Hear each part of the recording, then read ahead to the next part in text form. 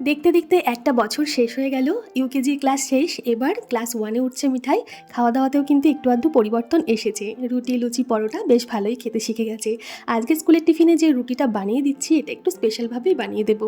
রুটিটা গোল করে বেলে শুকনো আটা দিয়ে মাঝখান থেকে একটা ব্রিটানিয়া চিজ স্লাইস দিয়ে এই চিজটা বন্ধ করে দিলাম, এইভাবে রুটিটা 4 ভাঁজ করে।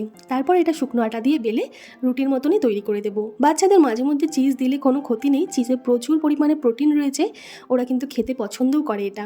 তো এই রুটিটা শুকনোভাবে আমি নামিয়ে তারপর একটু মাখন এইভাবে মাখিয়ে দিলাম গরম রুটির সাথে। এতে রুটিটা বেশ কিছুক্ষণ নরম থাকবে, আর চিজটা মেল্ট হয়ে গেলে রুটিটা খেতে খুব ভালো লাগবে।